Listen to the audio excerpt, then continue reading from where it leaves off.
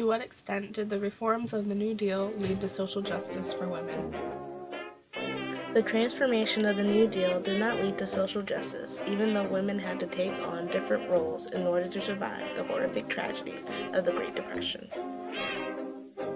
The men cut adrift from the routine, lost much of their sense of time, and dwelled helplessly and dully about the streets, while the women in homes would remain largely intact, and round of cooking, house cleaning, and mending became, if any, more absorbing. The drastic effects of the Great Depression caused women to abandon their job routine as a housewife and to take on the independent male role of the provider.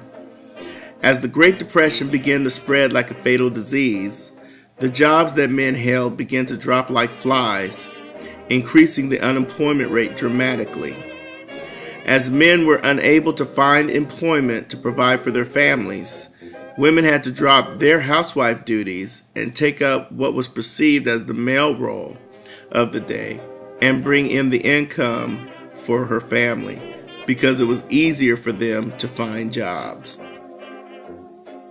I've lived in cities for many months, broke without help, too timid to get in bread lines. I've known many women to live like this until they simply faint on the streets from privation without saying a word to anyone. A woman will shut herself in a room until it is taken away from her and eat a cracker a day and be as quiet as a mouse.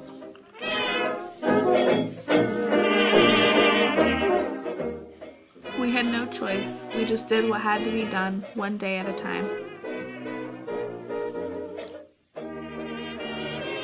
Most women were on their own during this time. They either was widowed, divorced, or abandoned by their husbands. Women were left to fend for not only themselves, but for their families as well.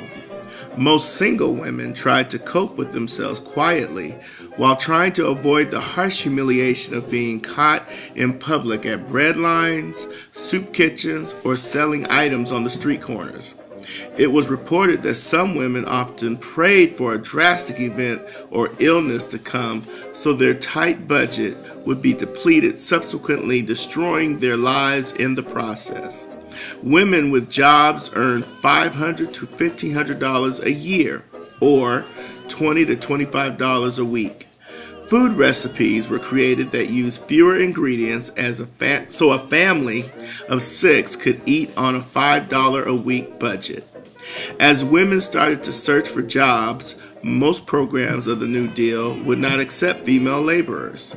Organizations like the Civil Works Administration, CWA, Civilian Conservation Crops, CCC, Social Security Act, SSA, Fair Labor Standard Act, FLSA, would not give women employment.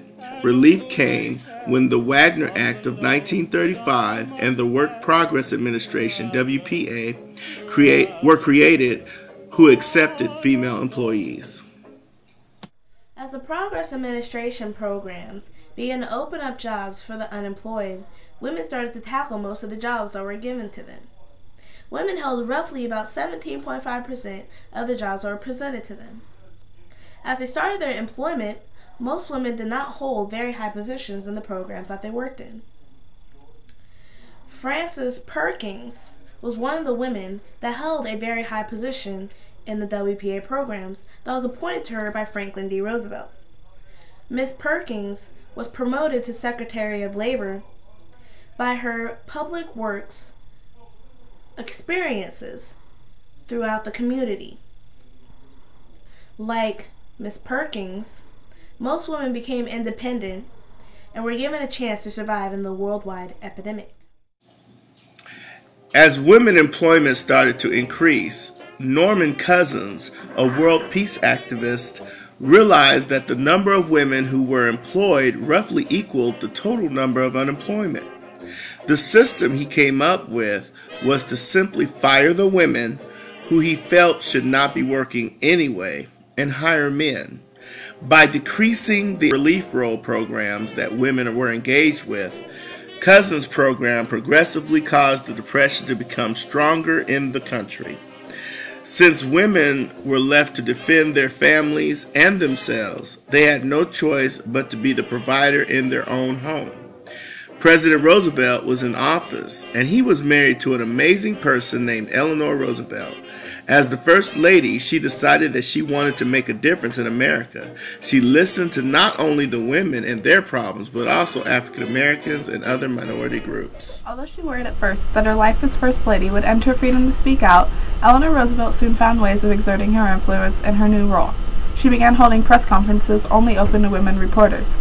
She argued that women should be able to hold their jobs even if their husbands were employed, and made sure there were relief programs for women as well as men.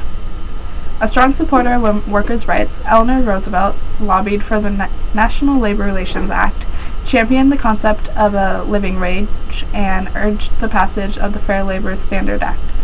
Through her tireless travels throughout the country and all of the mail she received from people desperately seeking help, she placed herself more personally and directly in touch with the conditions under the people that lived during the Depression.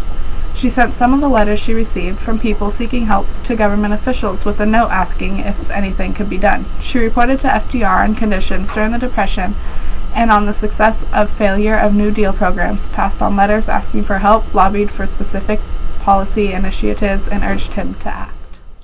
The New Deal, introduced by President Roosevelt and passed by Congress, did not provide social justice, but made it easy to pass blame. Women held many roles throughout the Depression.